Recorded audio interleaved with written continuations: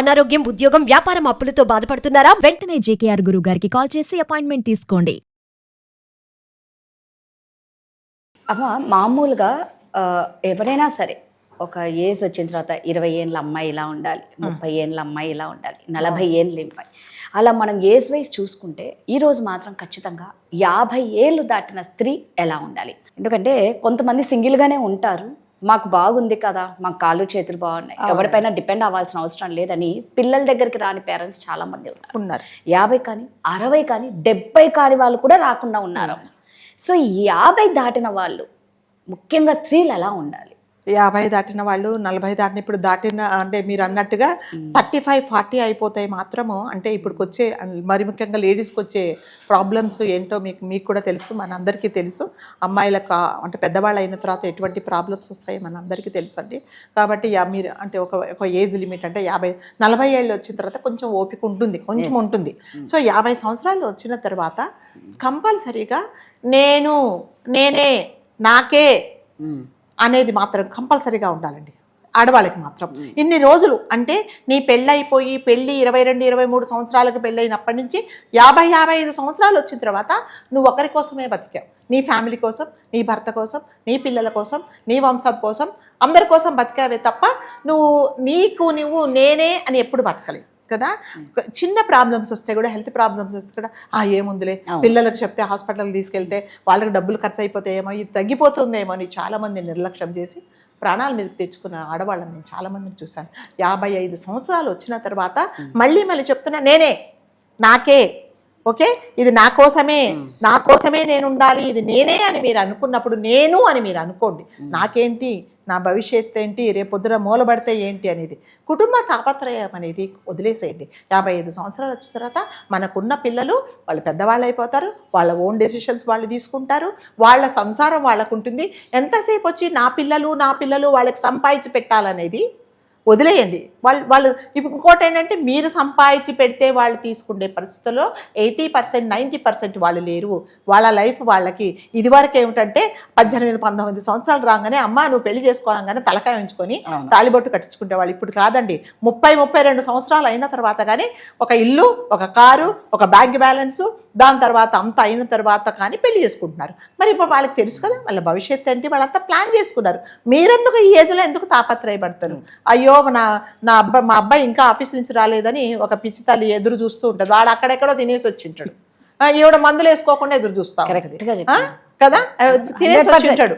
మా అమ్మ అయ్యో నేను తినకపోతే మా అమ్మ ఎదురు చూస్తుందో, నేను వెళ్ళిపోవాలి అని కూడా అట్లీస్ట్ ఫోన్ చేసి కూడా అమ్మ నేను ఇక్కడ తినేస్తున్నాను అని చెప్పట్లేదు. ఎందుకంటే ఏదో పార్టీ ఉందని. ఎస్ వాళ్ళ ఫ్యామిలీ అది, వాళ్ళ అంటే సర్కిల్ అది అట్లాగే ఉంటారు. కాబట్టి పెద్దవాళ్ళు అయిన తర్వాత పిల్లల గురించి పట్టించుకోవడం మానేసేయండి. వాళ్ళ కోసం ఆస్తులు వద్దు. మరీ చెప్తున్నాను, మీ బ్యాంకులో అట్లీస్ట్ ఒక 3 లక్షల రూపాయలు మీకోసమే, ఇది అంటే మీరే సర్వహక్కులు ఉండేలాగా పెట్టుకోండి. మీకు అవసరమైతేనే మీరు డ్రా చేసుకుంటే హక్కు పెట్టుకోండి. ఏముంది మా వాడు కదా, మా వాడు ఇస్తాడు ఇయ్యలేడు చెప్పలేము, అందరూ కాదు, కొంతమంది పిల్లలు ఎందుకమ్మా నీకేం అవసరం ఉన్నది, పెన్షన్ డబ్బులు కూడా తీసుకొని వాళ్ళకి అవసరం ఉన్నా కూడా ఇవ్వకుండా మందులు కొని తల్లిదండ్రులను చూసామండి. ఎందుకంటే నా పిల్లలే కదా, నా పిల్లలు నన్ను మోసం చేస్తారని ఒక తల్లికి ఒక పిచ్చి నమ్మకం. ఆ నమ్మకాలు పెట్టుకోకండి. మీ అకౌంట్లో మీరే పెట్టుకోండి. నిజంగా భగవంతుడు మీకు మంచి హెల్త్ ఇస్తే మీరు మీ పెళ్ళైనప్పుడు అంటే మీ వారు ఉన్నప్పుడు, మీ పిల్లలతో ఉన్నప్పుడు మీరు ఏది అనుభవించలేదో చక్కగా అంటే దేవుడు మీద నమ్మకం ఉంటే గుళ్ళకి వెళ్ళండి, ఫ్రెండ్స్ సర్కిల్లో తిరగండి, దాని తర్వాత మీకు కావాల్సినది కొనుక్కోండి, కావాల్సినట్టుగా మీ ఫ్రెండ్స్తో ఉండండి. నిజంగా ఈ 55 సంవత్సరాలు దాటిన వాళ్ళు ఎన్ని రోజులు గడిపారంటే ఎంతసేపు సంసారమే అంతే. ఇప్పుడు ఇక్కడ బ్రేక్ఫాస్ట్ రెడీ అవుతుంటే మధ్యాహ్నం భోజనం గురించి ఆలోచిస్తారు, మధ్యాహ్నం భోజనం రెడీ అవుతుంటే రాత్రి గురించి ఆలోచిస్తారు, రాత్రి ఇంకా పడుకొని కళ్ళు మూసుకొని అయ్యో బాబాయ్ 12ంటికి అయ్యో పప్పు నానబెట్టలేదే, నేను పోయి తొందరగా పప్పు. ఎంతసేపు అదే పిల్లల బట్టలు, పిల్లల ఇస్త్రీలు, ఇవన్నీ కాదు. మరి నువ్వేంటి, నీ ఆరోగ్యం ఏంటి, రేపొద్దున నువ్వు మూలపడితే ఎవరు చూస్తారు అనేది ప్రతి ఒక్క స్త్రీ ఆలోచించుకోవాలండి. లేకపోతే మాత్రం ఏమవుతుందంటే పిల్లలకు టైం ఉంటే చూస్తారు, లేకపోతే లేదు. ఇంకొకటి ఏంటంటే ఇండిపెండెంట్గా బతకడం నేర్చుకోవాలండి. ఆడవాళ్ళు మాత్రము అంటే హెల్త్ ప్రైవేట్ చేస్తే నేర్చుకోండి, కొన్ని అప్డేట్స్ నేర్చుకోండి, ఒక క్యాబ్ బుక్ చేసుకోవడం నేర్చుకోండి, కంపల్సరీగా నేర్చుకోండి. ఆ అకౌంట్కి వెళ్ళి మీ అకౌంట్ ఎట్లా డ్రా చేయాలో నేర్చుకోండి. తర్వాత ఆన్లైన్లో పేమెంట్స్ ఎలాగా అవి నేర్చుకుంటే పిల్లల మీద ఆధారపడకుండా ఉంటుందన్నమాట. ఎంతసేపు వచ్చి క్యాబ్ ఏమండి బయటకు వెళ్దాం, లేదండి మా అబ్బాయి రాలేదండి, నాకు క్యాబ్ బుక్ చేసుకోవడం తెలియదండి. వాడేమంటే అమ్మ ఇది కూడా రాదా నీకు అంటాడు. అంటే అతనికి టైం దొరికినప్పుడే నువ్వు వెళ్ళాలి. మరి నీ కోరికలు ఎప్పుడు చెప్పండి ఎక్కడికైనా వెళ్ళాలి అంటే. సో ఇవన్నీ కంపల్సరీగా నేర్చుకోండి, కొన్ని చిన్న చిన్న నేర్చుకొని మీ ఆరోగ్యం మీరు చూసుకోండి. కంపల్సరీగా ఇంటి గురించి, ఇంటి పిల్లల గురించి, మీ పిల్లల గురించి తాపత్రయపడకండి. మీకు ఏ చిన్న ప్రాబ్లం వచ్చినా ఈ కాలంలో 55 సంవత్సరాలు వచ్చిన తర్వాత చిన్న ప్రాబ్లమే రేపొద్దున పెద్ద ప్రాబ్లం అయ్యి డాక్టర్ చెప్ప అదేంటమ్మా నీకు ఈ ప్రాబ్లం ఎప్పటి నుంచో ఉన్నప్పుడు ఈ రోజు ఎందుకు వచ్చావు ఇప్పుడు ముదిరిపోయింది అన్నప్పుడు ఏం చేస్తారు? అప్పుడు మళ్ళీ పిల్లలు అంటారు అదేంటమ్మా కొంచెం ఉన్నప్పుడు చెప్పొచ్చుగా నువ్వు, ఇప్పుడు ఇదంతా అయిన తర్వాత ఎందుకు మేము అంటే మిమ్మల్ని తీసుకెళ్ళామా మేము హాస్పిటల్లో, మళ్ళీ వాళ్ళు మన మీదనే అంటారనమాట. కాబట్టి నేనే నా కోసమే నీ డబ్బుల మీద సర్వాధికారాలు మీరే పెట్టుకోండి. రేపొద్దున ఈ ప్రపంచంలో ఎవ్వరూ ఏమీ తీసుకెళ్ళరండి. మనం పోయిన తర్వాత ఏది ఉన్నా కూడా చిన్న దారంతో సహా అన్నీ వాళ్ళకే, మనం ఏమీ తీసుకెళ్ళాం అంతేనా. మీరు రాసినా రాయకపోయినా రేపు వీలునామా రాయకుండా మీ పిల్లలకే వస్తుంది. అది ఎవరు పక్కన వాళ్ళు తీసుకోరు. ఎందుకు వాళ్ళ గురించి తాపత్రయం? కొంతమంది నేను చూసానండి, ఒక ఫ్యామిలీలో పాపం అతనికి కిడ్నీ ప్రాబ్లం వస్తే మేము చెప్పాం అంకుల్ హాస్పిటల్కి వెళ్ళండి, వద్దమ్మా పిల్లలకు నేను చచ్చిపోతే ఈ అనవసరంగా పైసలు ఎందుకు అని చెప్పేసి దాచిపెట్టి లాస్ట్కి 2 కిడ్నీలు పాడైపోయాడు. పిల్లలు అనుభవిస్తున్నారండి ఇప్పుడు కోట్ల ఆస్తులు. ఎందుకంటే పిల్లల కోసం నువ్వెందుకు అంత బలి కావాలి? అందుకని ప్రతి ఒక్కరికి నేను దయచేసి చెప్తున్నా, అంటే మగవాళ్ళు కానీ ఆడవాళ్ళు కానీ నా కోసమే, నా హెల్త్ కోసమే అనేది ఇంకెప్పుడు మన కోసం మనం ఎప్పుడు బతుకుతాం చెప్పండి? స్వార్థంగా బతకాలి. రేపొద్దు అంటే పిల్లలకు ఇవ్వకుండా ఏం చేస్తాం చెప్పండి? పోయిన తర్వాత ప్రతి ఒక్కటి పూచిక పుల్లతో సహా పిల్లలకే వస్తుంది. మీరు వీలునామా రాసినా రాయకుండా లీగల్గా వాళ్ళే మీ పిల్లలు, వాళ్ళకే వస్తుంది, భార్యకు వస్తుంది, పిల్లలకు వస్తుంది. భార్య పోతే భర్త ఆస్తులన్నీ వాళ్ళకే వస్తాయి. ఇంకెందుకు చెప్పండి ఈ తాపత్రయం? ఇంకొక బిల్డింగ్ కట్టాలి, ఇంకొక ఫ్లాట్ కొనుక్కోవాలి, ఇంకొక స్థలాలు కొనుక్కోవాలి, పెన్షన్ డబ్బులన్నీ ఆ పెన్షన్ డబ్బులతో కూడా మళ్ళీ కొంటారు వీళ్ళు.